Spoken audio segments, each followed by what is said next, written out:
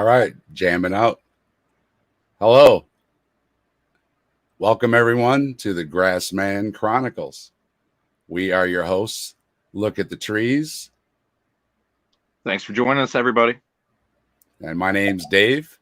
And here at the Grassman Chronicles, we explore all kinds of other outworldly claims. So in this episode, we're going to take a look at a haunting, an alien abduction, and you will want to stay tuned to the end. Don't go anywhere, because we got an extra special story from Trees tonight. He's going to share his own Bigfoot encounter with us. So stick around for that. Trees, how you doing? Good, Dave. How are you doing? I'm doing well. Good to see you. And Good thanks for everybody joining in the chat. I think see Pragmatic, Kata, Randy, Atheist Mo, Logan, Dank, Mike's there. Good to see everybody. Thanks for joining us. Glad everybody's here. Go ahead. I said I'm glad everybody's here. All right, let's jump right into it. And we're going to start out. We've got some video clips that Trees made. So we're going to start out with that, and then he's going to comment a little bit, and then we'll talk about it. All right?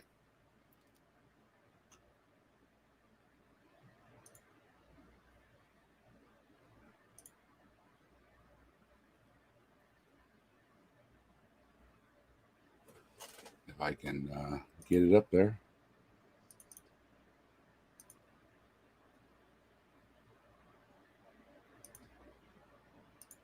Here we go. Local lore has it that in 1833, a young Lady Binn from a wealthy family in Wheeling, West Virginia, had been courting a younger man from Fairview in Ohio. She snuck off in the family coach with a particularly energetic horse. She headed to Fairview on what was known at the time as Zane's Trace to meet up with her lover. On the third bend from the top of the hill heading west of Morristown, Ohio, a large crash of lightning and thunder spooked the horse, causing the coach to slide. During the slide, Lady Binn's veil got tangled in the coach's wheels, pulling her out of the carriage and decapitating her. It is said that on stormy nights, you can see Lady Binn headless, astride on a wild-eyed horse with steam clouds of moisture coming from the horse's mouth and nostrils as it bucks and kicks recklessly down Route 40.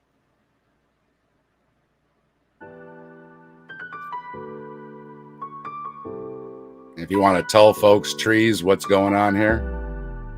Yeah, this is what would have been Zane's Trace, and right here where it slows down is Lady Binn Hill, where the accident was supposed to have taken place.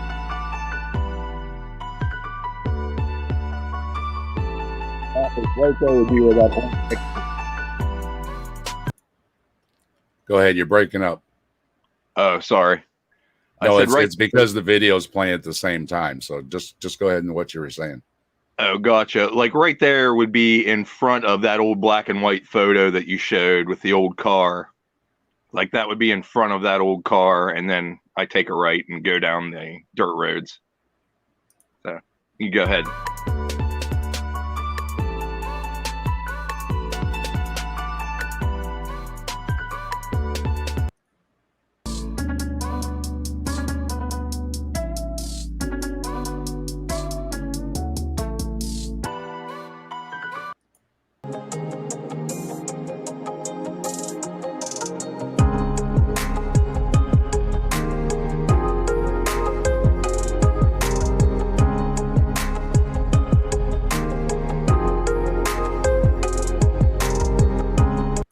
Doing a little road work there, Trees?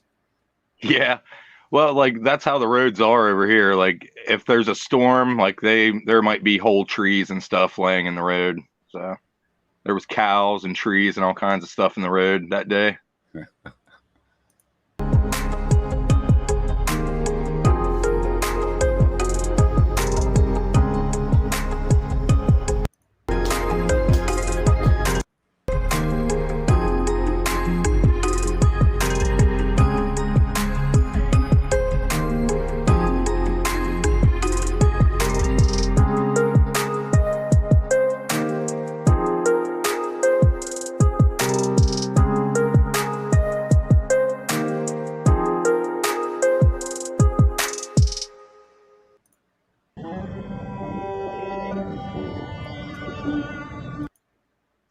right. And then I take it you're arriving at the cemetery.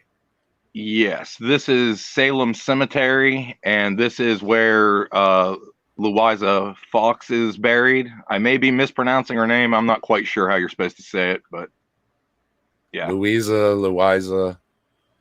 It's got a Z in it, so Yeah. it's one of those tough ones, right?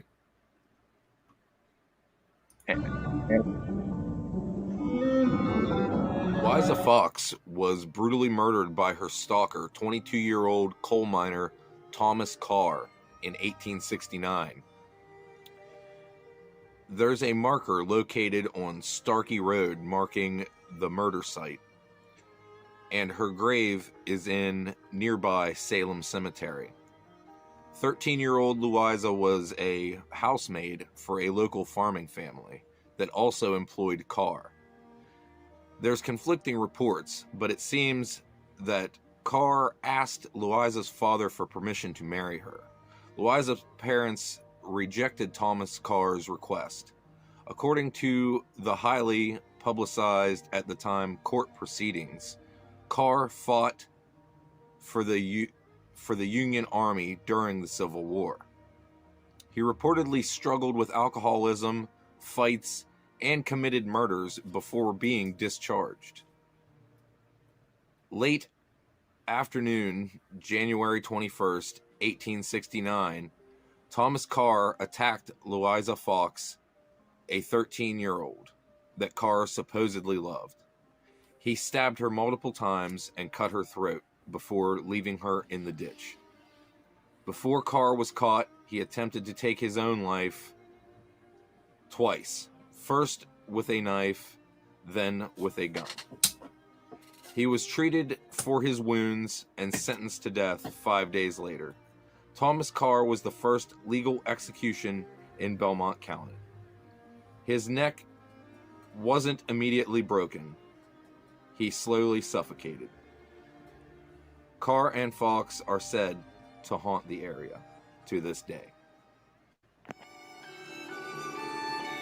All right, gang.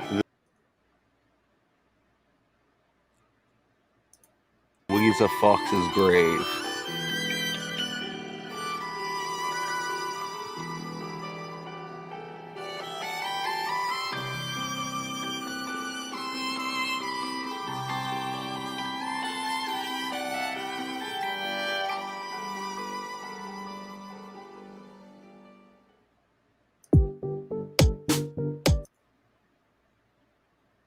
All right.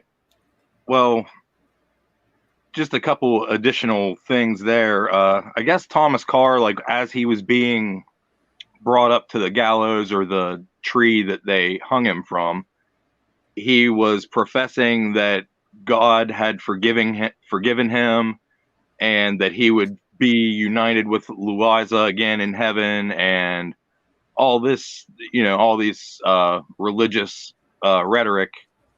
And he was saying that in front of like their Louisa's family, who would be there. And also when he murdered her, she was walking with her younger brother, and the younger brother saw it like go down, and he took off running to get their parents. But it's too late at that point. He was already doing bad shit to her. So that's terrible. Yeah. And we were mentioning not only, he was supposedly committed murder during the Civil War. And then, that's kind of difficult to do in a war. I mean, you're killing people. So he must have been doing some wicked stuff, right? Right. And then you had mentioned before we started how he murdered a woman in the Wheeling Tunnel. Like, that's where I used to work on several different jobs in Wheeling. So I'm familiar with both areas and everything in between. So, like, that's kind of why I picked the story. But, like, he murdered someone there, and that's probably 25 or 30 miles from where Louisa, where I took that footage from. So you got to figure by horseback, that would be I don't know. I have no idea how long that would take, but it'd take probably the better part of a whole day, I would imagine, to ride a horse from there to there. And let's we got a little bit more footage here. A show of Trees adventure. Yeah, this is just footage of the cemetery again. And we should also mention that there are supposedly witches that haunt this cemetery too. Yes. Well, there's tales of like occult happenings out there that like you would see hooded people with torches walking along the hillsides and stuff, and there's a lot of strip pits from strip mining out there, so there's large high walls and big rock cliffs and different things like that. You really can't see it in the summertime, but like in the fall when the leaves are off, you can see all the rock cliffs and stuff. Well, and just being there, is it spooky? Does it feel spooky? You know, is it a honestly I'm got any vibes or anything, you know?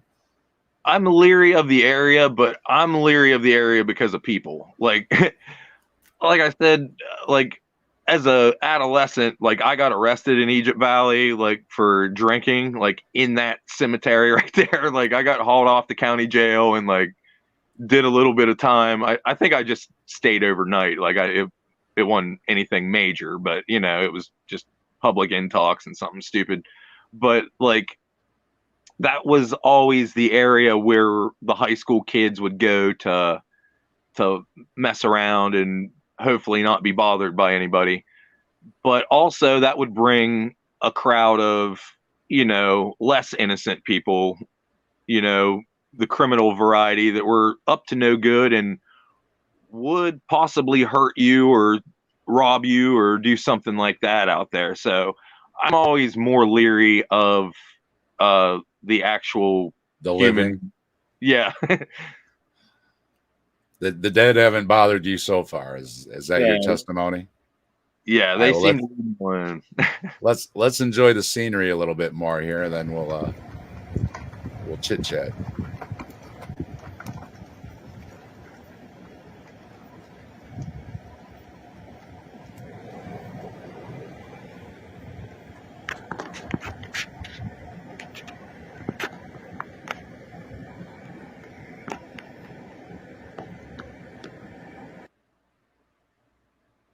Okay. So you can see like there's a lot of vandalism that happens there. Like a year ago, that fence wasn't even there. They had just put that up and those signs that said to stay out or whatever. But like a year ago, you seen Louisa's marker was laying on its side. So somebody had done that within a year. That Salem Cemetery sign's laying on its side. Like that stuff was standing not that long ago. You know, within 5 to 10 years, that stuff was all standing upright. So they have problems. I can understand having a spot to go to party or whatever, but stuff like this is unnecessary. It's just right. It's completely unnecessary. I don't understand. Like old stuff to me is cool. Like when I see something with 1800s etched in the side of it, I think, wow, that's pretty fucking cool. You know, like I don't think, oh, I want to knock that over and fuck it up, you know, but like, not to say I wouldn't have done something stupid like that as a teenager or some shit, but like, well, I didn't, because like I was up there getting drunk and we didn't do that. We just sat there and got drunk and hoped nobody came up there. Like there was an old cemetery by the high school that I went to. And of course, Halloween, we would gather and let's go stroll through the cemetery.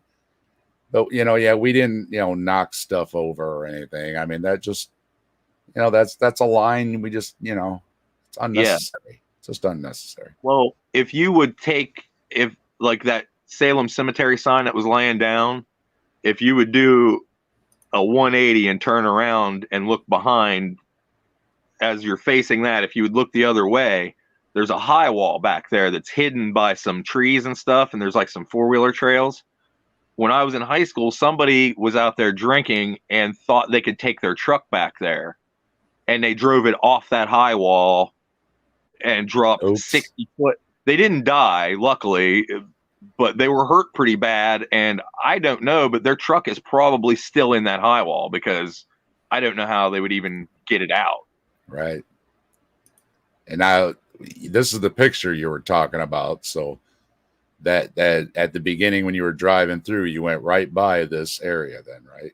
Yeah, right when my video slowed down and you seen like the sign for the interstate, that was where that car's sitting. And you can even see how that it'd be a trail there, but it winds back up the hill there the way I came down.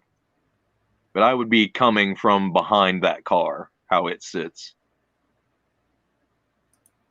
And then the Salem Cemetery, and this there's stories. You can go to the Belmont County Tourism Information Center if you want more information on things like this and other hauntings and things they have. Yeah, there's been books written about it, like Haunted Ohio, I believe it's called. It's kind of a popular book, and it has mentions of it in there, both stories.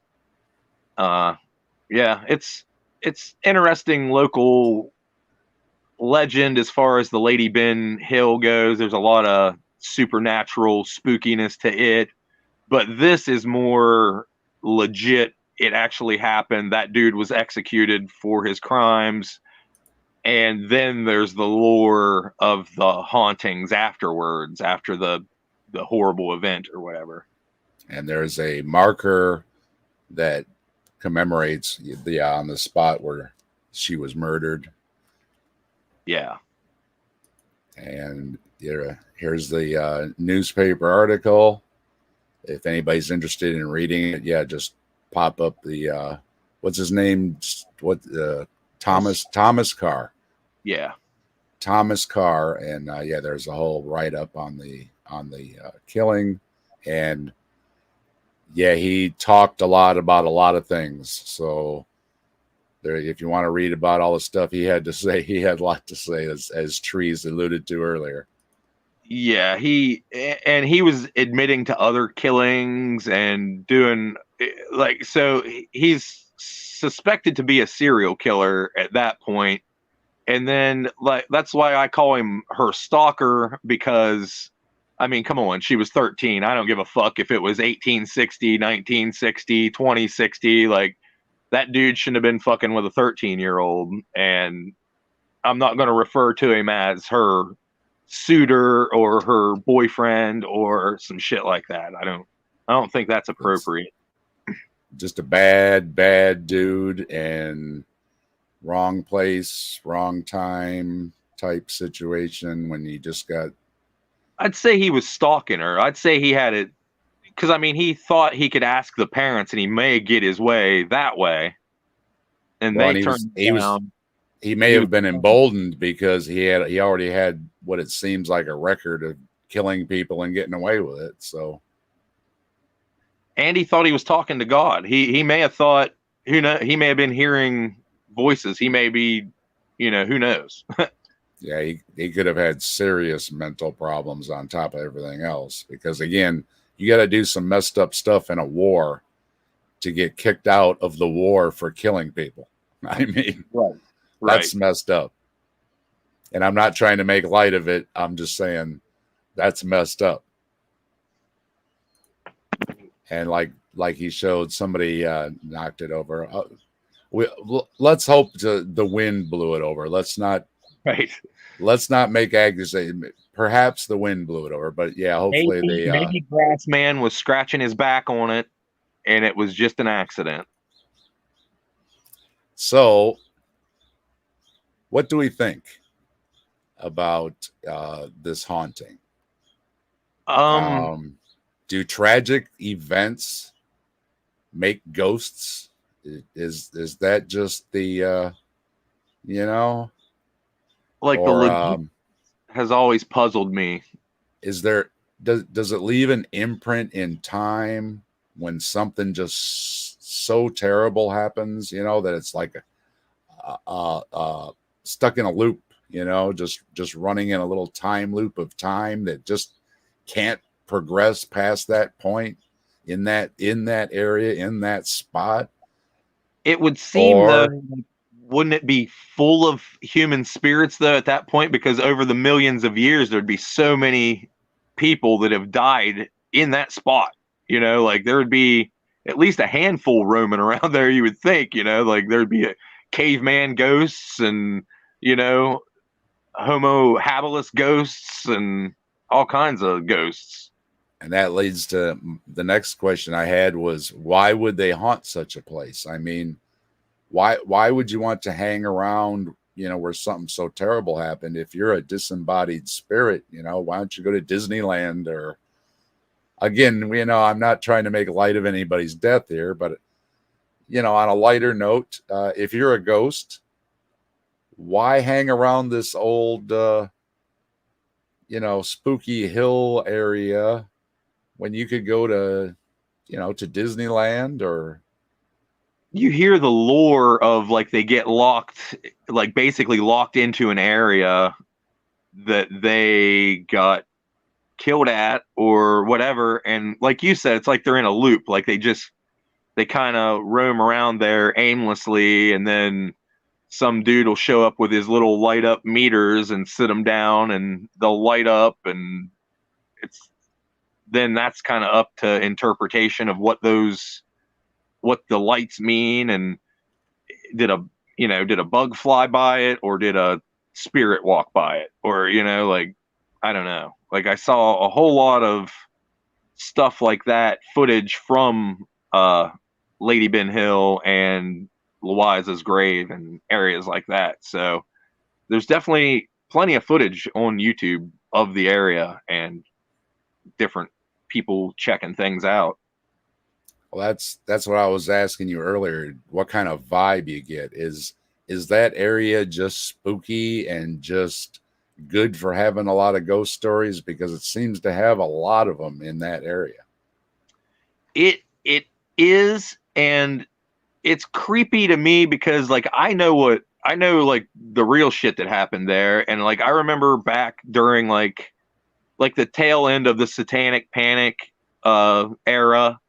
There were actual like shithead kids that went down there and killed animals and would like string them around in the trees and freak people out. And there was actually a group of fucking morons that got some sort of blood illness because they drank some animal's blood in their sacrifice or whatever. So they had to be hospitalized because they got fucking worms or whatever the fuck from drinking blood. I think it was something worse than getting worms, but like I can't remember. I can't remember what it was. But they got sick from doing Sick, yeah. Doing, and so that added to the lore of the devil worshippers and the Satanic Panic and all that. Also fed into a lot of the stories that you hear. Now, what about the murderer? Are there any stories of the murderer having a ghost? Yes. There's stories that, but I guess he's more ornery or mischievous, I guess. Like he will shove you, I've heard. Like that's what you'll hear in the video encounters, that they say that it was Thomas Carr and he'll shove you or pinch you or pull your hair or, something like that. And what do you think? Do you believe in ghost trees? Do you think there's something going on, or is it just imaginations in a spooky area? I personally do not believe in ghosts myself. I think the Lady Binn story is more supernatural than actual, but I think the opposite of the Louisa story, where I think it's more actual than supernatural. Like, you know what I mean? Like the tale of the supernatural is just an afterthought of what really happened. So you kind of got the opposite, or not really opposite, but different types of variables there in those stories. That one, somebody was having a positive trip. Lady Binn was on her way to go meet her lover and they were going to go have a good time. But Louisa was having the opposite of that fucking time, you know, but both leave a ghost, both leave, Mhm. you know, it's like conflicting as to why the spirit would stay in that spot. And speaking of the spot too, what do you think? Are there just places that are just unlucky and dangerous to live in? Is it again a matter of What I think about those, dumb luck? the horse had a ghost of its own too. Hmm. The horse didn't even die, I don't think. So why, you know, could there just be an imaginary ghost horse? I don't know. Or again, maybe it's just all one big coincidence. It could be, or people might just be creeping each other out for the last 50 years or so down there. And I wanted to give a shout out to Ty for this photograph here. Ty lives in the area, and I said, I need a spooky photograph to put up while we're talking about stuff. So he shot this photo for me, and I want to give him a shout out. Thanks for the spooky photo, Ty. Appreciate it.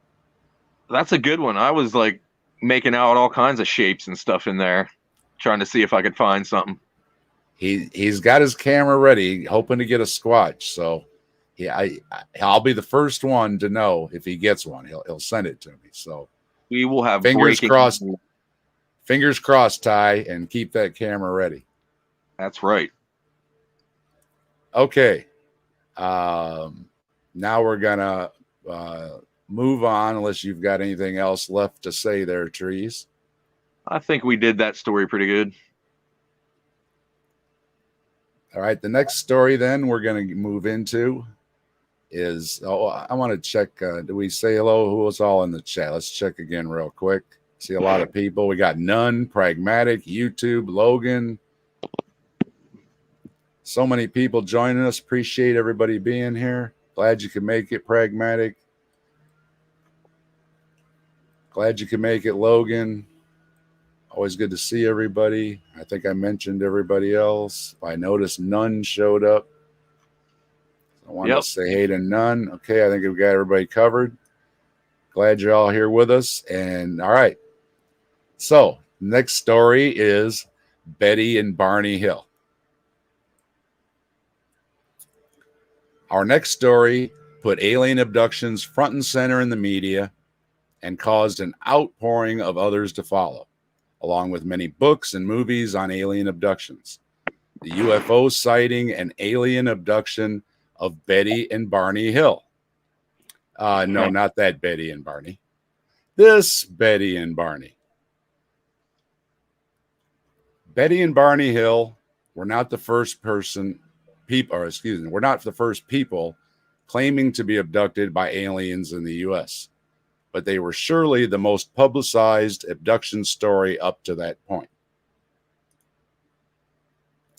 The story goes that Betty and Barney Hill were driving home from a vacation at Niagara Falls when the alleged UFO sighting happened around 10:30 p.m. September 19th, 1961 on U.S. Route 3, just south of Lancaster, New Hampshire. It all began when they heard a beeping sound. Betty then claimed to have observed a bright point of light in the sky that moved from below the moon and the planet Jupiter upward to the west of the moon. Betty reasoned that she was observing a falling star, only it moved upward, moved erratically, and grew bigger and brighter. Betty urged Barney to stop the car for a closer look, as well as to walk their dog, Delcy. Barney stopped at a scenic picnic area just south of Twin Mountain. Betty, looking through binoculars, observed an odd-shaped craft flashing multicolored lights traveling across the face of the moon. Because her sister had several years earlier said she had seen a flying saucer, Betty thought it might be what she was observing. Through binoculars, Barney observed what he reasoned was a commercial airliner. However, he soon changed his mind because the craft rapidly descended in his direction. This observation caused Barney to realize, quote, this object that was a plane was not a plane, unquote. The Hills said they continued driving on the isolated road, moving very slowly through Franconia Notch in order to observe the object as it became closer. At one point, the object passed above a restaurant and signal tower on top of Cannon Mountain. Betty testified that it was at least 1.5 times the length of the granite cliff profile, which was 40 feet, about 12 meters long, and that it seemed to be rotating. The couple watched as the silent, illuminated craft moved erratically and bounced back and forth in the night sky. Eventually, they said, the object rapidly descended toward their vehicle, causing Barney to stop in the middle of the highway. The huge silent craft hovered about 80 to 100 feet, 24 to 30 meters above the Hills' 1957 Chevrolet Bel Air and filled the entire field of view in the windshield. It reminded Barney of a huge pancake. And you can see the image here is what Barney drew or had drawn of what he saw. Using the binoculars, Barney claimed to have seen 8 to 11 humanoid figures, and you can kind of see them in the drawing there. Those appears to be people looking out the windows there. Barney claimed to have seen 8 to 11 humanoid figures who were peering out of the craft's windows, seeming to look at him. Barney had a recollection of observing the humanoid forms wearing glossy black uniforms and black caps. Red lights on what appeared to be bat wing fins then began to telescope out of the sides of the craft, and you can see that in the drawing. And then a long structure descended from the bottom of the craft. Now we're going to jump forward a little bit. 10 days after the alleged UFO encounter, Betty began having a series of vivid dreams. She continued for about 5 or 6 nights, and after that 5th or 6th night, they stopped and never recurred, though they occupied her thoughts during the day. In November 1961, Betty began writing down the details of her dreams. In one dream, she and Barney encountered a roadblock and men who surrounded their car. She lost consciousness, but struggled to regain it.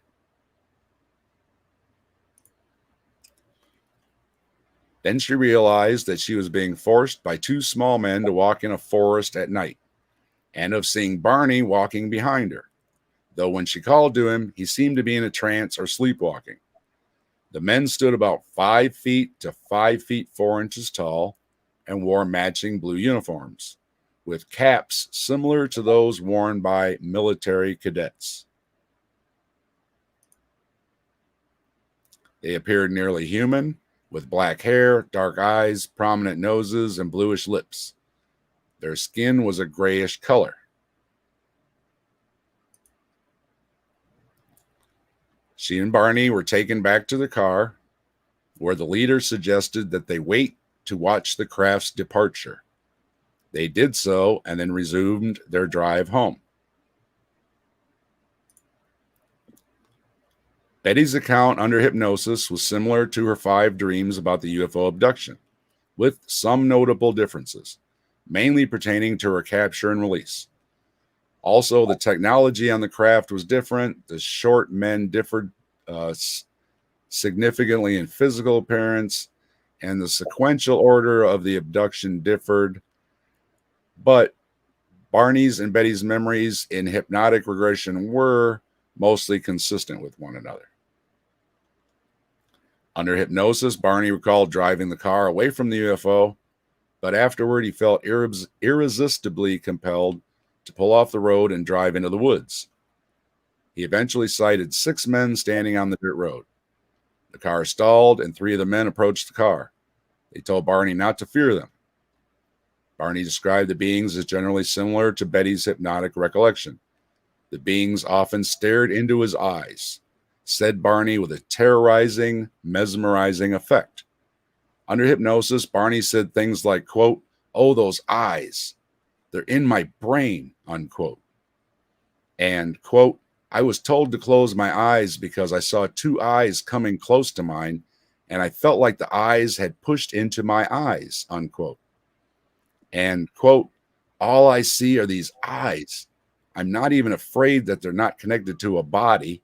They're just there. They're just up close to me, pressing against my eyes." Unquote.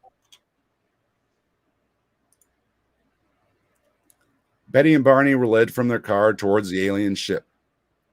Betty walked with them, and she was told they would not be harmed. One point of confusion among the Hills was if they spoke verbally or if it was telepathic.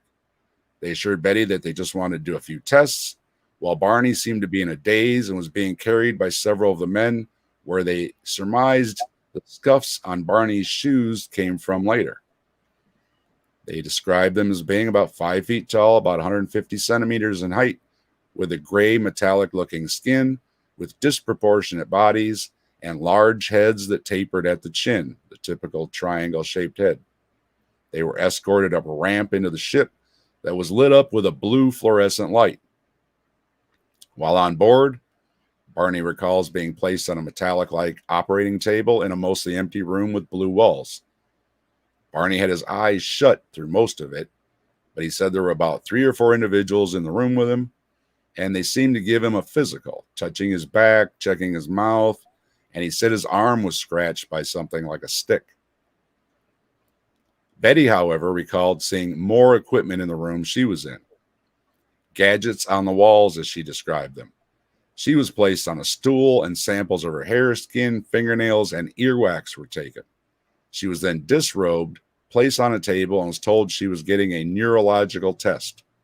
A device with a lot of needles with wires leading from them were placed all over her body. And then Betty was given what they said was a pregnancy test through her navel with a 5-inch long syringe.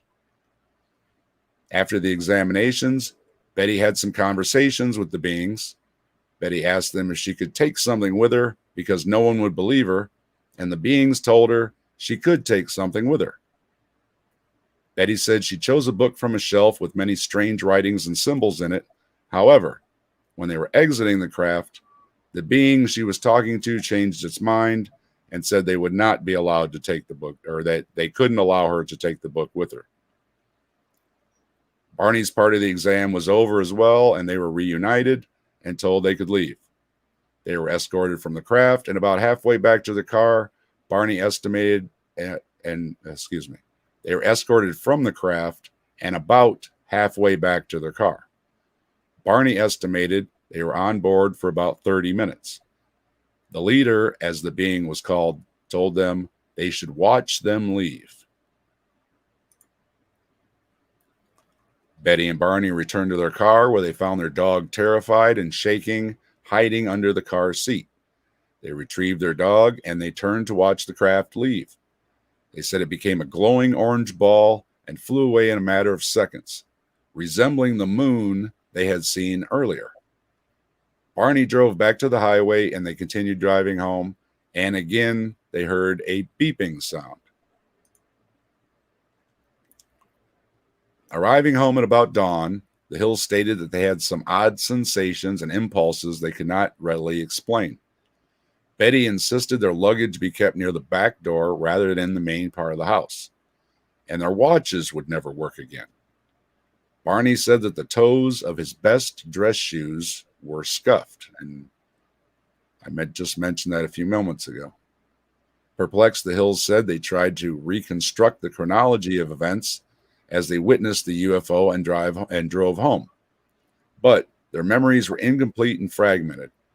After sleeping for a few hours, Betty awoke and placed the shoes and clothing she had worn during the drive into her closet, observing that the dress was torn at the hem, and she noticed a pinkish powder on her dress. She hung the dress on her clothesline, and the pink powder blew away.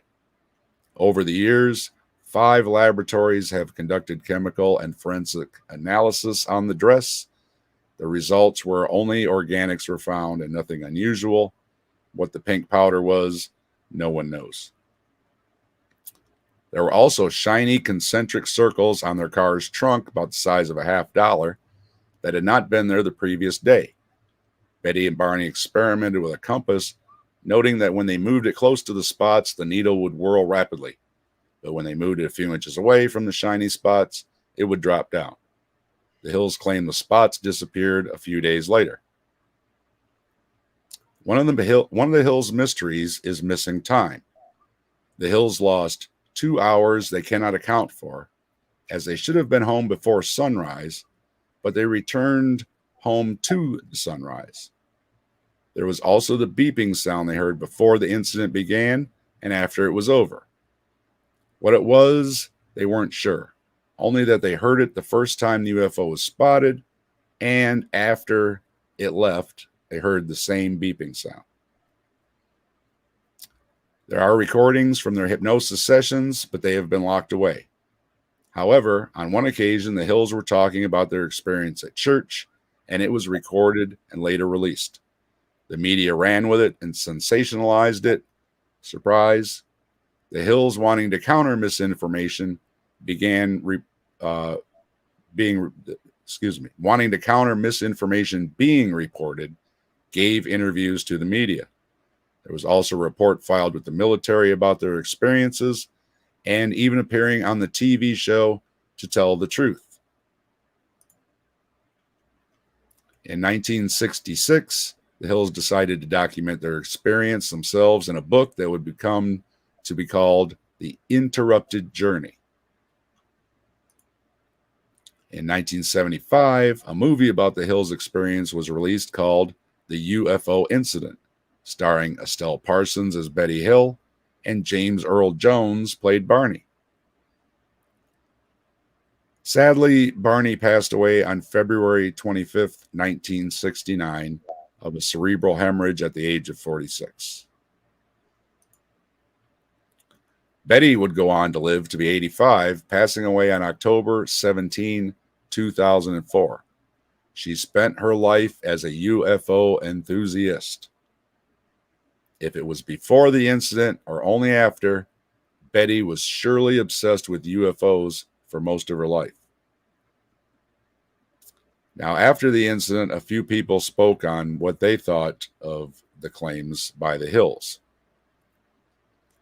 Jim McDonald, a resident of the area in which the Hills claim to have been abducted, has produced a detailed analysis of their journey, which concludes that the episode was provoked by their misperceiving an aircraft warning beacon on Cannon Mountain as a UFO. And we mentioned earlier they did see it on that mountain.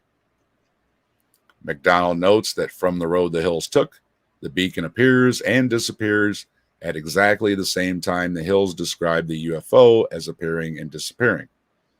The remainder of the experience is ascribed to stress, sleep deprivation, false memories being recovered under hypnosis, and, after reading McDonald's recreation, UFO expert Robert Schaefer writes that the Hills are the, quote, poster children, unquote, for not driving when sleep deprived. Schaefer later wrote that as late as 1977, Betty would go on UFO vigils at least 3 times a week. One evening, she was joined by UFO enthusiast John Oswald. When asked about Betty's continuing UFO observations, Oswald stated, "She is not really seeing UFOs, but she is calling them that." On the night they went out together, Mrs. Hill was unable to distinguish between a landed UFO and a streetlight.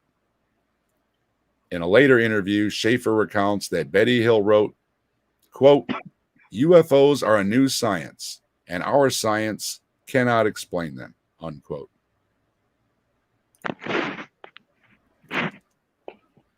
In his 1990 article, Entirely Unpredisposed, Martin Cottonmire suggested that Barney's memories revealed under hypnosis might have been influenced by an episode of the science fiction television show The Outer Limits, titled The Bolero Shield.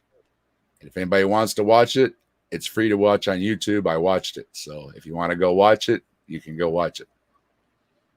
It was broadcast about 2 weeks before Barney's first hypnotic session.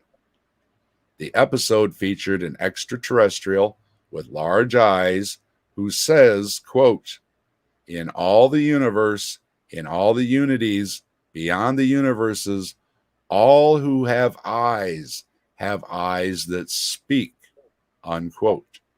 The report from the regression featured a scenario that was in some respects similar to the television show.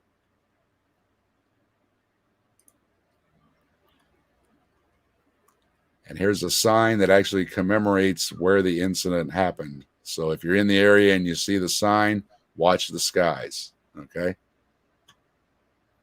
So, what actually happened to Betty and Barney Hill? What do you think, Trees?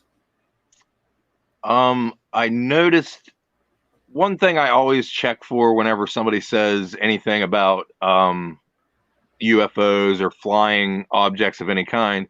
I look to see what kind of military bases are nearby. And there is Peace Air Force Base that was functional back at that point in time.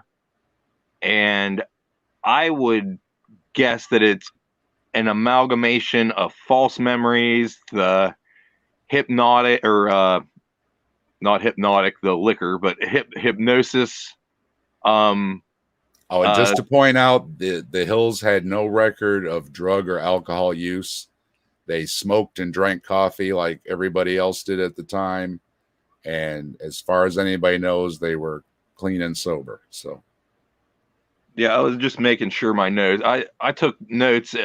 Peace Air Force Base, PEASE, and it's in Portsmouth, New Hampshire, and it's right there, right by the sighting, all that shit. So I think maybe they saw an experimental aircraft from the Air Force Base, because I believe that was the type of Air Force Base that was. Like, they did like defense work and shit like that, and made experimental aircraft there. And I think that, plus false memories, plus maybe Barney wasn't wanting to go against what his wife was saying, publicly, or, he just went along to go along, to not make waves. Because it seemed like toward the end, you were saying she was seeing UFOs everywhere. Street lights were UFO, like everything was a UFO. So I think maybe he saw her perhaps even descending into dementia a little bit, and just, loved his wife and didn't want to, fuck with her. I don't know. I was kind of kidding around that he probably just said, "Yes, dear." Yeah. I think there was. Yeah, yes, dear. I'm just tired of hearing about it. Yes, dear. Because Barney seemed like he was a good guy. He worked in civil rights and everything. He was a mailman. He was a vet. He just seemed like a nice guy. Probably was a nice mailman type guy. And yeah, maybe he was a little bit too nice and a little impressionable. Right. But you mentioned the military base and some kind of an aircraft. And one of the questions I had was, and both of them had their own versions of, men in the road and wearing what could be described like military uniforms, all matching uniforms. And they're in the woods, and they had the road blocked off. Yeah. And if something top secret maybe crashed or had a malfunction, it wouldn't be reported by the press or anything. No. And it could have been a big blur of the bright lights, and they were sleep deprived. And, maybe they, escorted them out of the area and maybe debriefed them. Yeah, and in the 60s, there was, what was it called, where they did the LSD experiments? Like, maybe they dosed them. Maybe they, dosed them, shine bright lights in their face, and sent them down the road, and like, this is what happened. What you saw did not happen. This is what happened. And, I'm completely talking out of my ass right now. Like, I don't, I'm talking about, I forget the conspiracy theory of it. I forget. They Midnight Climax or whatever it was, where they were giving people LSD. Yeah, the government experiments and everything. As you were saying, on a serious note, as you were saying, like if they had a malfunction with an aircraft of any sort, it could have been just an experimental helicopter, or it didn't have to be something wild like they were describing.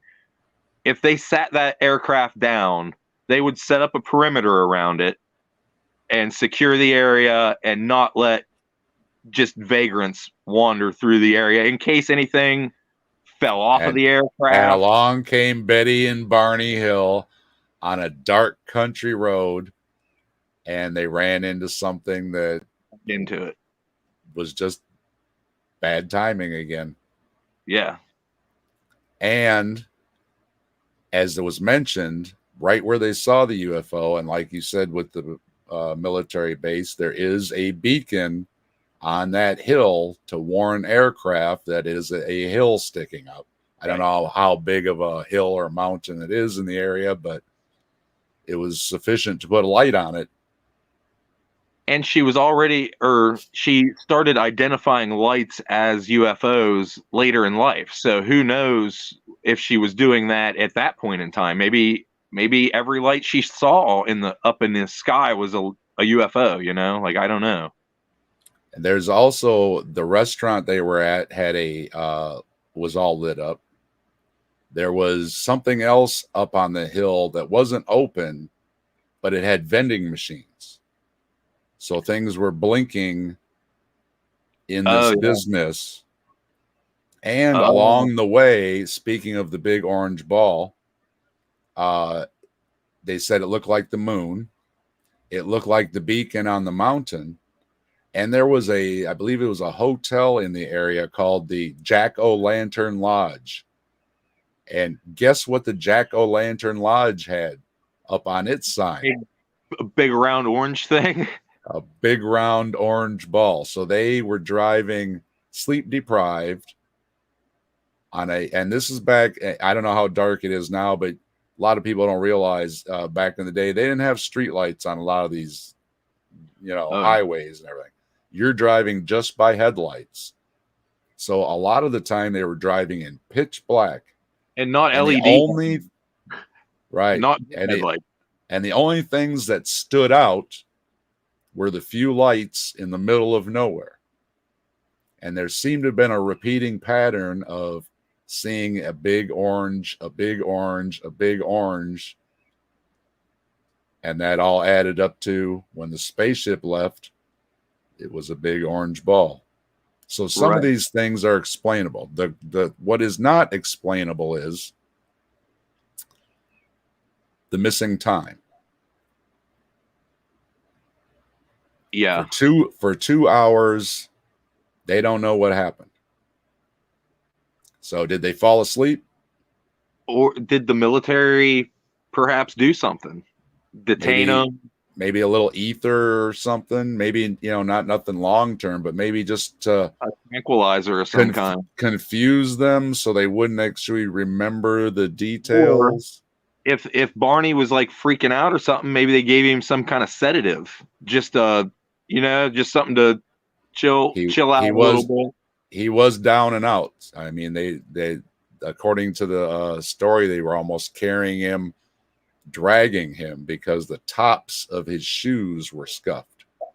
So that means he was dragging feet behind. If they actually stumbled into a top secret military exercise, they very well might have gave him a sedative. That's kind of legal to do if somebody's acting up today, like in a courtroom or something. You can give them some, whatever. So perhaps they got, they were both freaking out, and understandably, and then got tranquilized a little bit. That's when I'm reading it, that's what I saw, is that they drove into something where the road was blocked off. There was a lot of bright lights. There were men in matching, and they repeatedly said men. They weren't saying like, they said black hair. They said Yeah, black hair first. Yeah, and they said that's one of the only conflicting things. Is at first I think they said nose, ears, and all that. Then later they said no, it didn't have the nose and the ears. So though It some of became those little things did change, yeah. But the classic triangle head, big eyes, little mouth. This is really where it all came from. Because well, after this, everybody started seeing the same thing. From her sister. You mentioned that. Her sister said, "Oh, you saw a UFO or you saw a flying saucer." And then she immediately locked on to, "I saw a flying saucer." And then she started gathering information and data to support that, like streetlights and different lights in the sky. And Betty, I didn't mention it, I don't think, but later in life, yeah, Betty was actually jeered off stage at a UFO convention.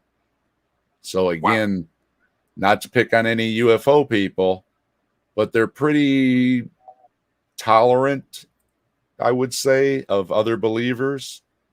So the stuff she was presenting was literally like pictures of streetlights, and they just said, "Oh, come on," you know? Right. But the question is it because of the experience, or was she already predisposed before? And did they watch that episode of The Outer Limits? Maybe it was running while they were, sometimes you leave the TV on and fall asleep. I wouldn't doubt it. And like that was even early in the advent of television, like that could be, because we could do some shit like that today and be like, "Oh, I left the TV on and obviously I had a dream about whatever the hell I was watching." But plus TV shows back then were like, they were only played once and you might not see it again for months or years, or so that TV show, they might not even seen it consciously. Mm-hmm. Because it was very striking that Barney was terrified about the eyes. And they were in his eyes and they were inside of him. And if you watched the episode, yeah, the woman kind of gets it all in her head and she's all getting kind of crazy, but so it is very similar.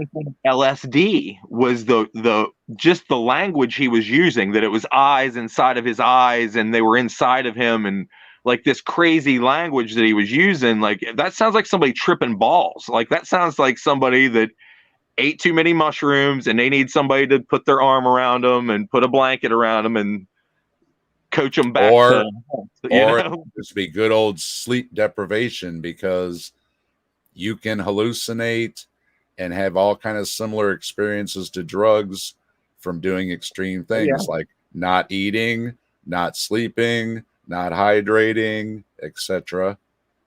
Low blood sugar plus low blood sugar, dehydration.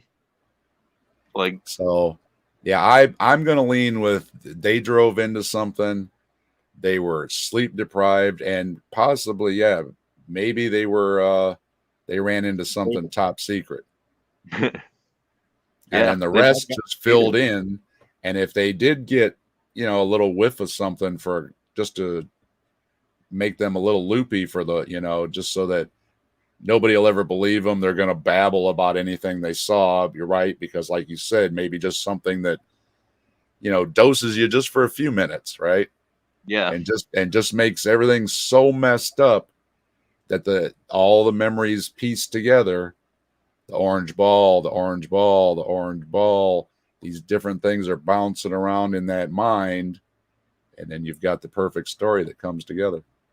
Yeah, and you said they were pretty straight-laced people. They'd never experienced drugs like that. They were straight-laced, and if they did get a little dose, they wouldn't know what reality was. Far as we know, they were just a very nice. They were both married before, so they were both divorced and they were remarried. So, a lot of times folks like that are, happy to find somebody again, and do their little thing. And it seems like that's what they were doing. And they also didn't set out to make money off of it or anything. They didn't have any, any motives or anything to make something up, other than they just couldn't explain what was going on in their head or why she was having those crazy dreams either. Right. And if anybody has any ideas in the chat or whatever, you think what happened with them? As far as some of the other claims go, I mean, there was pink powder on the dress, but it's gone now. Nobody can identify it. And I looked all around for pink things in biologics, and there's just not a whole lot that would put a bunch of powder on a dress. There is a pink waterfall in Canada, but they were nowhere near that. Well, my mind went to drugs again. Like maybe that's what they got dosed with, like a face full or something.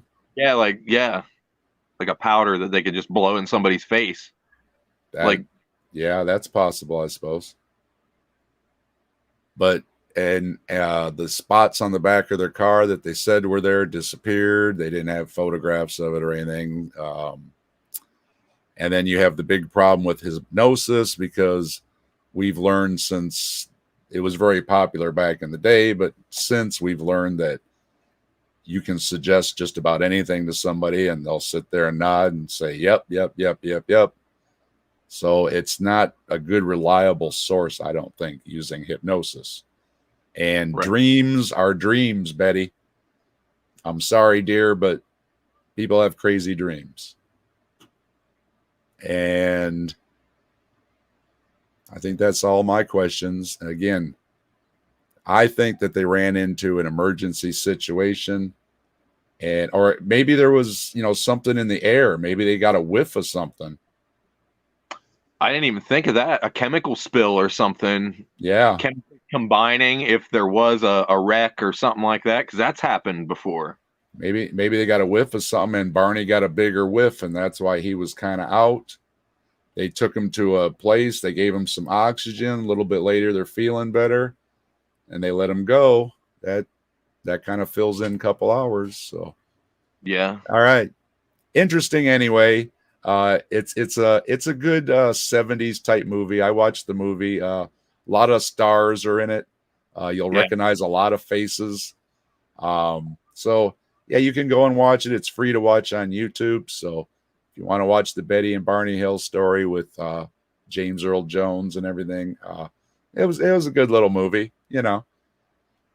And you can also catch episodes of The Outer Limits on YouTube too. So if you want to watch some of those old 60s, it's kind of like Twilight Zone type stuff, You can go watch those too. All right. So as promised, our third story of the night, our own Trees is going to share with us his Bigfoot encounter. So Trees, why don't you take it away, my brother? All right. It was back around 2007. I can't really I can't put an exact date on it, but I was thinking in 2007, give or take a year was probably about when it was. And me and my three friends were going to go target shooting. And my buddy, his father had a gaming business where he had pool tables, and he had like extra pool balls and bowling pins and stuff that would get messed up. So we took some of the messed up pool balls and bowling pins, and we were going to go shoot them with our guns. So we go out to this private land, and we get the bowling pins set up and the pool balls all set up, and we back up. And I remember I was in the middle, and my friend Josh and Tom were on two sides of me, and we put our earplugs in and put our eye protection on, and we start shooting the pool balls and stuff. Safety first. Safety first, kids. Safety first. And don't lose an eye. That's right. And so we shoot a little bit, and I think I don't think we even ran out of bullets. I think we spooked whatever happened there. I'll get to it. So we shoot a few rounds, and then I hear a crash in the brush, like off to my right, which Tommy was to my right. I believe it was Tom. One of the two of my friends was to my right. So like I hear a crash, and I see like out of the corner of my eye saplings, like small trees, like bending over. So I remember I dipped my muzzle down and went around Tommy and got over towards whatever it was. And then I figured I'd take that side, and then because that's the way it was going, and then Tommy and Josh could deal with the left side if it went back that way. I was just going back to like more military instinctive shit at that point. So I went around that way, and then I saw it like stood up on two legs, ran to a tree, climbed the tree very quickly, and then spun around the tree and like peeked around at us, like with the tree between it and us. Like it climbed the tree, spun around it, and then poked its head out around the tree to look at us.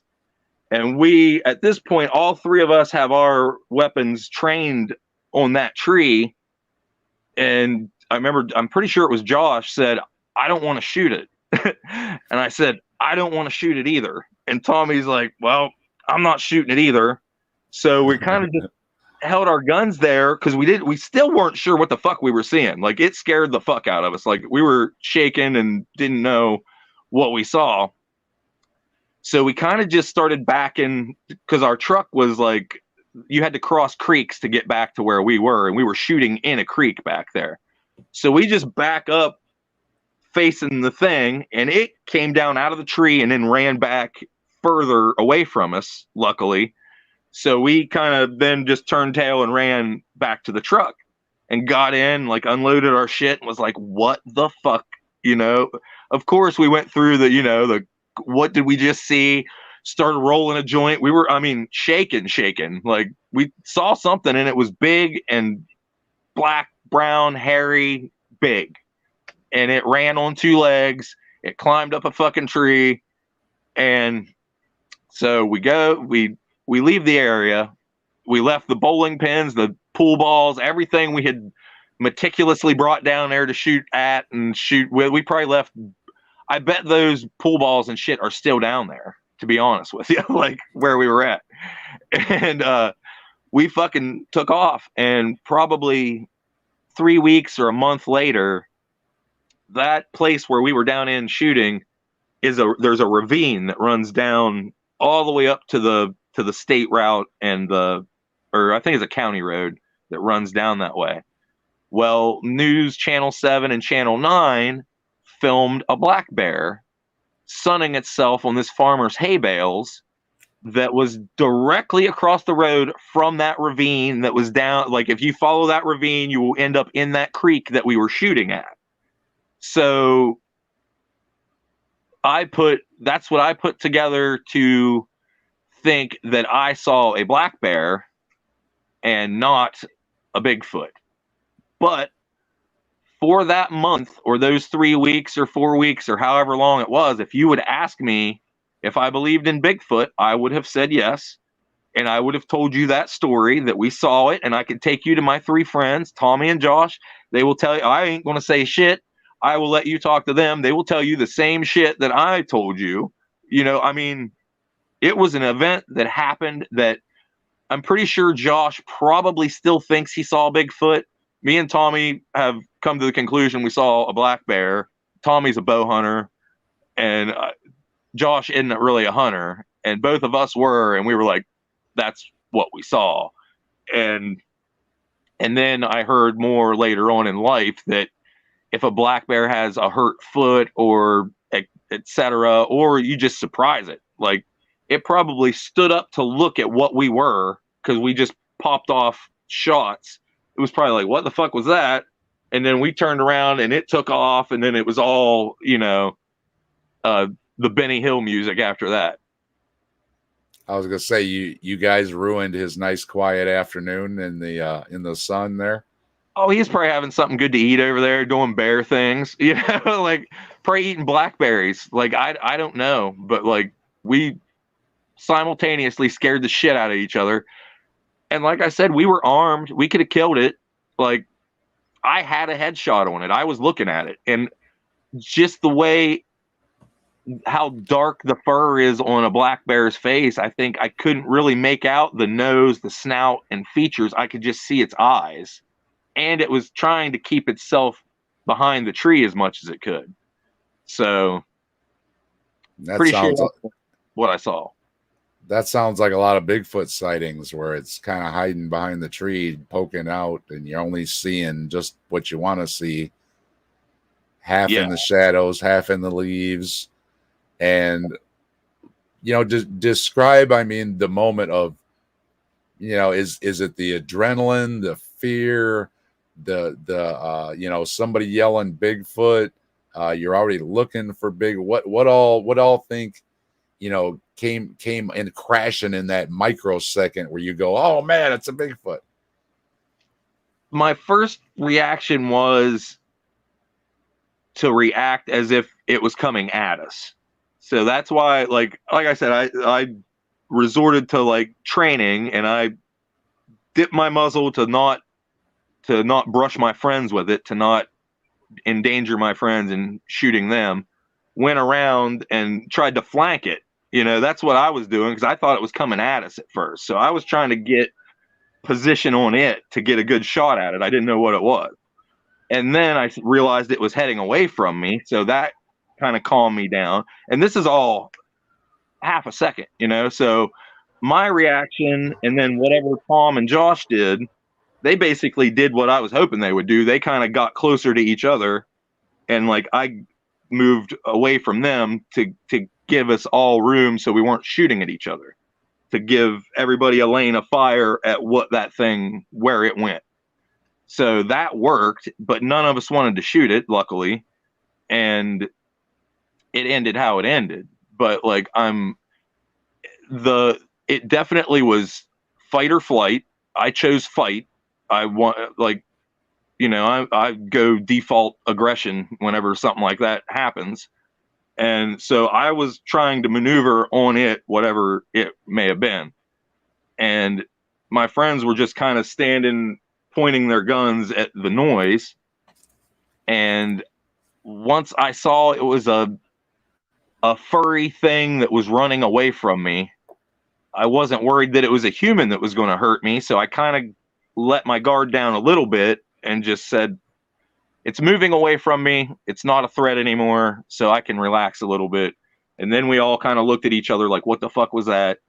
And then, by that time it was up the tree. We were pointing our guns at it, and it all, we started backing towards the truck. It came down out of the tree. We ran back to the truck, got in the truck, and proceeded to shake like uncontrollably for a solid 15 minutes. Like, for as long as it took us to like break up cannabis and roll it, like we were shaking and spilling shit and fucking lighting it and fucking trying to repeat to each other what happened.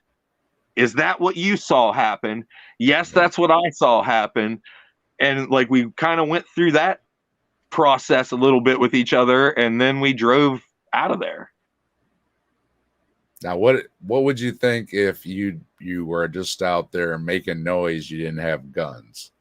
How do you think the encounter would have gone if you weren't armed? I think it would have still... By the time I noticed that it was doing anything, that it was even there, it was trying to get away from me. The crash and the bang the crash and the brush snapping that I heard was it making a beeline away from us. You know what I mean? So I think its immediate reaction is, I want to get away from these people. And then we reacted how we did, but like, I don't think it was trying to be aggressive towards me or us. I think it wanted to get away. And I think just the fact that we had numbers, that I think one-on-one, I think one of us could have probably scared it off if we got aggressive towards it. But being 3 humans that were all 6 feet tall around, I think that was enough in its own to make it want to get away from us. And it didn't have any babies or anything. They got a fire truck going by. Hopefully it didn't pick it up too loud. It So, happens. so then now when you hear other people giving their Bigfoot encounter stories, what do you think now that you've had your own and kind of thought through it and everything? Do you think other people are seeing bear, or do you not know what they're seeing? I think it's a mixture between bears and, honestly, I think it's elk. Like some of the calls that you hear when they, I think it's the beginning and the end of an elk bugle, because elk, if you're not familiar, they make a really high pitched squealing noise, but right before and right after they do it, they'll go hoo hoo hoo, and they make this huff, and a lot of that vocalization is what you hear them mimicking whenever they're playing their Bigfoot calls or whatever. Because it's like, how did you get calls for this thing that nobody has ever fucking has real evidence of, like, but yet they have calls for it and, vocalizations and all this shit. I think the vocalizations that are legitimate, that somebody has recorded, I think they are elk, from what I've heard. And I heard a famous hunter, Jim Shockey. He's a famous bow hunter, and he's like a famous big game hunter. And he said that was his guess as well. Was he said the things that he's heard that sound like a primate that he don't think is a primate are beginnings and ends of elk bugles, and they will just vocalize with that hooping noise, like that's a part of their vocalizations. Well, and like you said in the last episode about seeing a cow's rear end, like you just mentioned, most of the time that bear or that elk or that moose or anything big and scary enough, to be, at least be interpreted as being 6 to 8 feet high, are going away from you, and you're seeing their rear end. So Right. you're getting a totally different perspective if you ask, well, was it an elk? Because you're going to think, what does an elk look like in its face? And then the antlers, and you're not going to think about what its rear end looks like. Well, not only that, but what its butt looks like obliquely, not straight on. It's kind of walking off at an angle. It's not just running straight away. It's got to dodge sticks and leaves and twigs and shit just like you do. So it's not going to run straight through the woods. Like, it's going to move and stuff. So you're just seeing bits, and you're seeing frames, the equivalent of just seeing a couple frames of a shot, and then somebody stopping it and saying, what was that? Like, well, I stopped and thought, I said, we've been giving some of these Bigfoot photographers too hard of a time, because they're not getting a clear shot of Bigfoot's face.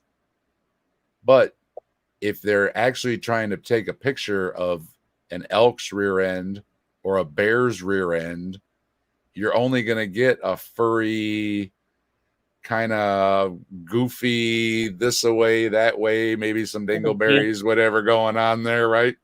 You're going to get what you perceive at the time as the face. Like, you're going to look at it and try to figure out what the face is, and you're going to snap that picture. So whatever it is, if it's its butt, its shoulder, it's the back of its head, you're trying to orient it and pick up that pattern, because we're pattern seeking hominids, and I think that's part of it too, is, as you were mentioning, like the fight or flight, if you go to flight, you get an even briefer picture of what you just saw. If you stand you said you get a millisecond view of a bear's or a elk or a moose. We'll throw moose in there because they're big. You're catching a millisecond glimpse of something moving pretty fast while you're scared, from a distance, in an environment you're not usually in, may or may not be well lit, and it's moving a away big old, you, and it's a big old badunkadunk. It's being evasive. You know what I mean? It's being evasive. It wants to get away from you and put as much terrain in between you and it as it can, whether that's trees, brush, briars, hills, valleys, whatever it might be. It wants to put all that in between you and it whenever it's running away like that. So, and it's in a constant struggle to stay upright on 4 legs. So it might step in a hole with this leg. It might fucking, you know what I mean? So it's got 2 more legs than we got to worry about, on the ground running. So it could be at a weird angle in different ways than we can even perceive. And we're pattern seekers, and we're looking for that other human standing there looking at us. And we don't quite see it, but we're going to put we're going to make it. And then we're going to decide, okay, yep, that's a big thing that's trying to get me. I'm going to run. Even if it's a big old badunkadunk of a bear or something. But And yeah, when I heard it. I looked for it and didn't see it right away because it was down on all 4s running, I believe. It was running like a bear. And then when it stood up and I saw it, it was like, to me, it just came out of nowhere. It was like it materialized, like it came out of the forest, then it ran up the tree in a manner that I've never seen anything go up a tree. Like I've never seen anything go up a tree like that. And in my area, we've just now have black bear sightings that are on like cameras on people's ring cams and shit. But back then there was no real sightings. People didn't have ring cams. I'll bet that bear was thinking, dang, I never climbed a tree like that before either. Yeah, he was probably scared.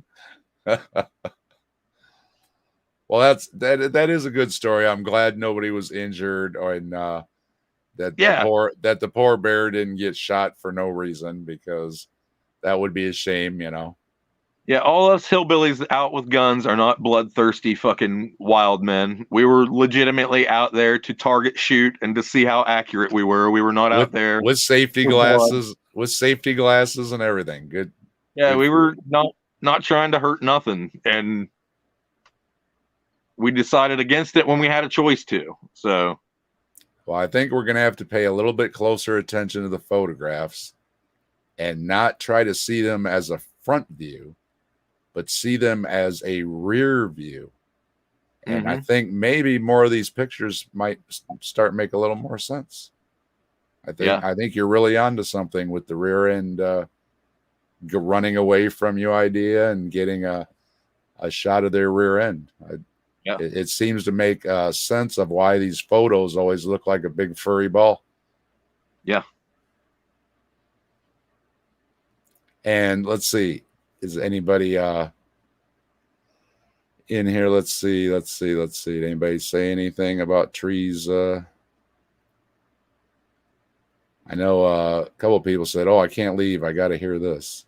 I was trying to scan it. Hopefully, it's people kind of enjoy hard. And if they got any questions, I can answer them. It's no big deal. Well,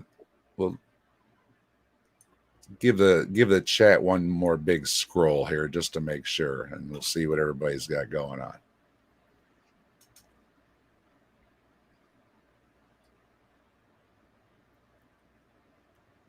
Let's see. Lots of people saying hello. Randy says, I love stories about Sasquatch sightings. Well, good. You just had one. I hope you enjoyed it. And Pragmatic and Mo and Dank and everybody all saying hello. Saying hello to Speed and Mike and Caterpillar saying hey to the fam.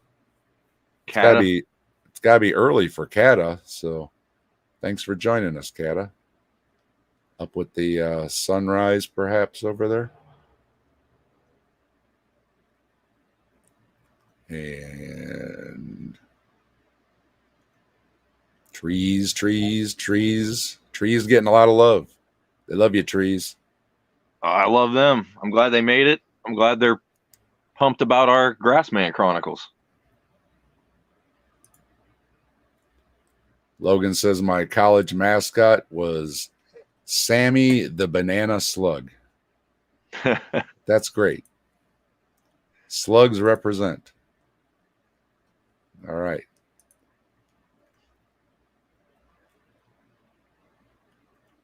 Let's So we got into the slug. Everybody loves dank slug there, I guess. So Oh yeah, we thanks. got the slug conversation going on, and none joining in. Dingo enjoyed the ride. Oh yeah. For anybody that doesn't know, that's Tree's dog, and he was in the video at the beginning there. It looked like he was having a good time with the nose in the window and all. And None sharing some hellos to both of us. Good to see you, None. Calassia, thanks for joining us.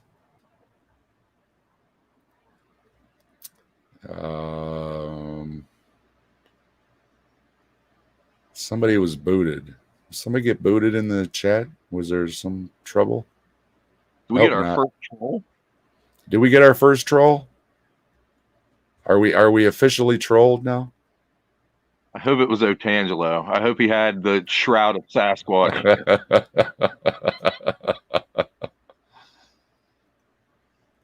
And let's see. Love the old photo. Yeah, that was a cool old photo, wasn't it? Luckily, somebody snapped that picture a long time ago, because you just don't get a lot of those. You know, you can find pictures of almost anything today, but something, yeah, with the old vehicles and everything, those are a lot harder to come by. And the developing they had to do back then to get a photo, like they had to snap it and take it and submerge it in fluids and get it to come out right. And like, yeah, Logan, I think we're to the cemetery part. He said disrespectful. Yeah. And like the people in Arizona that knocked over some rocks. Yeah, it's just uncalled for. I mean, yeah, everybody can do shit like that. You're not doing something cool or unusual. Like not at all. Everybody can do it. Like, and that's one of those things when you get a little older, you're like, man, when I was a kid, and now I feel bad. I shouldn't have done that. So you're gonna regret doing it unless you're just a total jerk, I guess. Yeah, I guess we missed something. Maybe. I don't know. Hopefully there wasn't any problems. But anyway, we might just be out of the loop of the conversation. Right.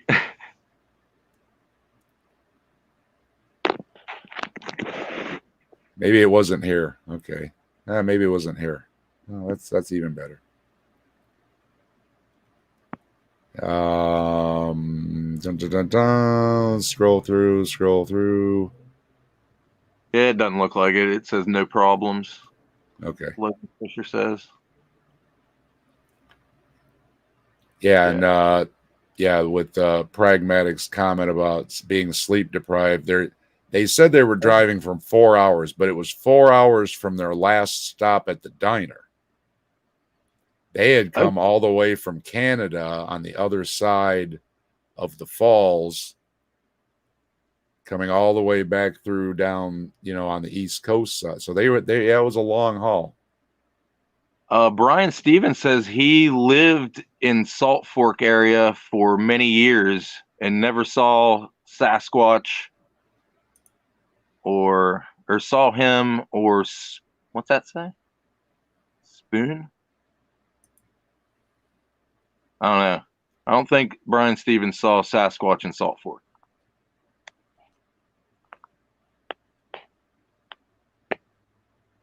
Yeah, man. Mushroom trip again. If they got into something, maybe a possible chemical spill, or maybe I don't know. Is there something in the woods you could get into? Trees? That's your specialty. A swamp gas or something? I mean, maybe. Like the only kind of swamp gas I can think of is like methane, or mostly methane. Like that would be, and like that smells like flatulence. So like it would be very obvious that would be what would be coming out of the ground, or what you would be smelling. And other than that, mushrooms, like that's the only hallucinogenic thing that would be around that area, especially. But Yeah, and YouTube mentions, the uniforms. I say there's something about, when you hear they all have matching uniforms, you immediately think either military or some kind of emergency crews where everybody has on the same outfits, the same vests, whatever. So that's why it had me, several times they mentioned all these men, they had the road blocked, lots of lights, and it just seems like, that's something happening, an accident of some type. You mentioned that there was a restaurant or something up on the hill that had vending machines in it. Well, vending machines are big square things, kind of like windows. Like if she could actually see in that place and see those vending machines individually, her eyes could play tricks on her and make that, you know what I mean? Turn those shapes into her spacecraft that she drew or whatever. Yeah, and fluorescent. Yeah, again, they said it was lit up like with, how fluorescent's kind of blue, Right. And what was big, just big coming around at that time.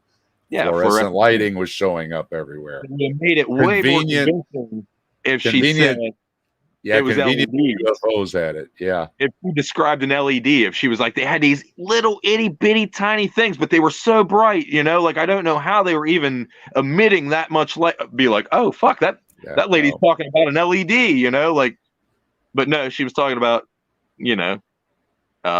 fluorescence. And YouTube wants to know, did anyone interview the dog? I felt bad for the dog because the dog, whatever was going on, didn't seem to know what was going on. The poor guy was terrified, hiding under the car seat. So I had to put the picture of the dog in there because I felt bad for the dog. Poor dog, mind his own business, and all this business is going on, scaring him. He was probably ready, he was probably chilling, sleeping in the car too, so that had to be a buzzkill. The dress of Turin. Yeah. It was tested and nothing's found, but there's something on it. The first thought when I see spots on my car is to get out the compass. Yeah. I guess there was something going on because of, this was the nuclear scare days. You know what I mean? And they said like a compass is kind of like a Geiger counter. And if, in a pinch, if you put a compass near something and it goes all crazy, I don't know if it's true. I don't know, but somebody told the Hills, oh yeah, you need to test it with a compass. So she went and dug out a compass. It was like one of those old wives' tales or something. Yeah, I don't think that's real. I could be wrong, but I don't think that's real. I think that's something they would have told us in the Army, like, hey, in a pinch, because we always had compasses on us. I'm sure they would tell us, like, hey, in a pinch, if you think you're in a radiated area, pull out your compass and see if it goes crazy or glows or whatever the fuck. But I've never heard anything like that. I never heard. I didn't look it up, but I'd never heard of it. So I just kind of dismissed it as an old wives' tale or something. Yeah, I don't think it's that simple. The Hills are alive with the sound of disinformation. Yeah, it's. This story, it's got so many things, that the Barney and Betty Hill, I should say, had so many different things coming at it, It was the TV show to the sleep deprivation to the lights in the middle of nowhere. Fact. Talking about dreams like they were a thing that it happened, but it just happened in my brain. But it's like, no. Well, again, that was another thing. In the around that and then into the early 70s, remember you had that big spiritual thing coming around, pyramid power. Everybody was interpreting dreams. Yep. So that was again, some of these things are dated. Well, shit. The police would use psychics up till fucking present day. Like I think they still do. Yeah. I know Michael Shermer said there was a school district that bought the pot sniffing dowsing rods. Oh God. It was a Radio Shack antenna on a little box. Yeah. And if you walk around, it would find pot in students' lockers. And it's ridiculous, but A school board bought them. Holy shit. That's amazing. I'm glad they got ripped off. Let's see, anybody else here? Dowsing's a whole fucking thing by itself to go into. Yeah. I've got a shorty video about the dowsers looking for the leak in Ken Ham's pond. It's hilarious. Oh, I forgot about that. Experts estimate that between 10 and 50 meteorites fall every day. Yeah, there's always obviously some meteor or some could have fell. Rockets, test firing rockets. A lot of people report something funny in the sky, then you find out it was SpaceX launching something or whatever. 61, that's Vietnam era almost. Like, that's when like was Sputnik? They're going to be doing some weird shit around that time. They're going to be experimenting with aircraft. They just figured out the Harrier jet, the vertical takeoff jets. There's a lot of things that they were just figuring out at that point. So it could be a number of things. And what we got here? We got Logan saying, you're right. The moisture cloud ratio was being orchestrated by the alien spacecraft in order to hide its movements. Yeah, there's always a good explanation. He's referring to the orange ball of light.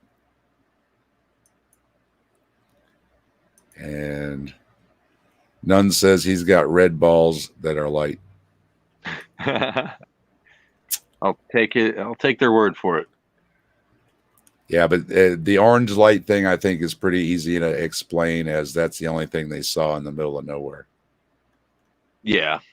I think the sleep deprivation is kind of underrated too. Like, it seems like they had a perfect cocktail going to hallucinate some shit up.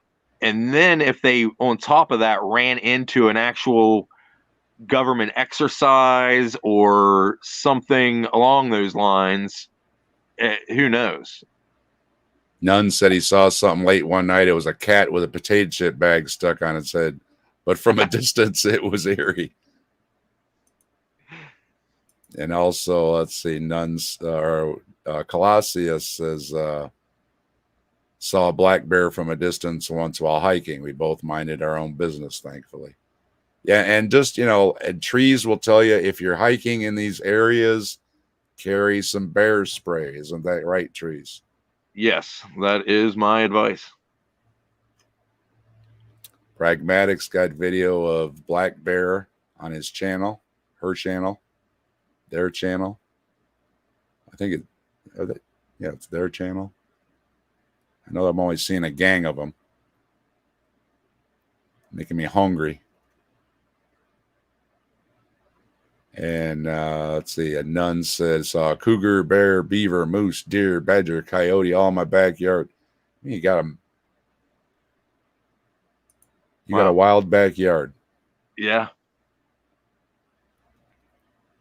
I know Pragmatic's got a lot of stuff in the backyard because I see the videos. If anybody, mentioned there, if anybody doesn't know, check out Pragmatic's videos.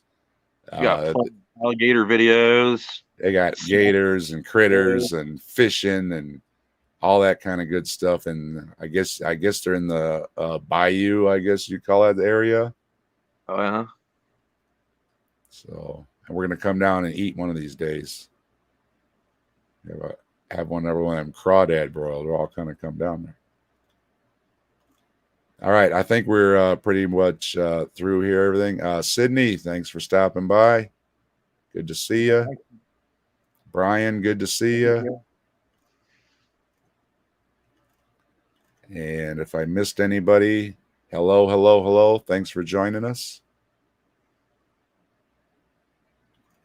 It doesn't look like we got a lot of arguments. I think they they must have agreed with our conclusions pretty much there, trees. We're not getting a bunch of flack or anything.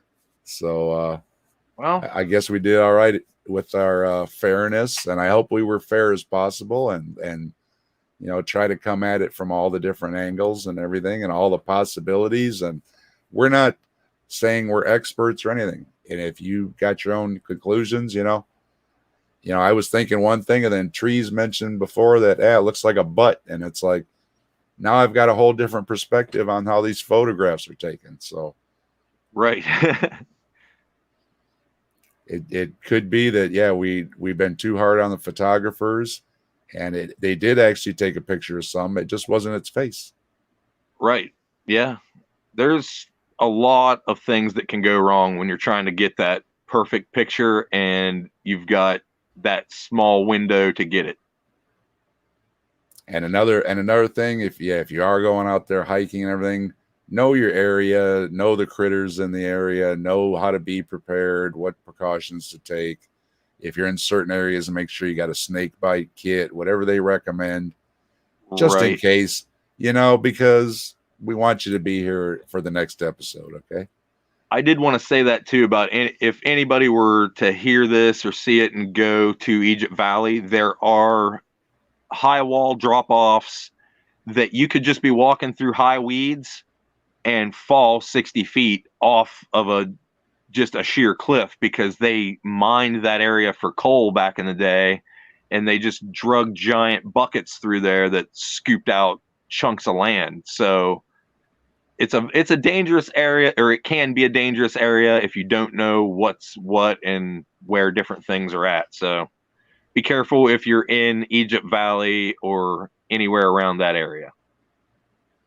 And we went a little bit long tonight, but we had some good stories. And I told Trees at the beginning, well, Betty and Barney's got a lot of info, and we went, we had to hear Trees' story too, because that's just what it's all about, is hearing firsthand stories. You just can't top that. So I'm glad everybody that could stick around stuck around. I'm sorry we went a little long. We're going to try and keep them a little shorter, but you know how it goes. Sometimes you're going at it, and we just had to make sure we completed it. We didn't want it to be thorough. Okay. And before we wrap it up, I want to let everybody know that next month, the last Sunday of the month, falls on my birthday. So I have Scottish heritage. My grandfather was an immigrant from Scotland when he was a little boy.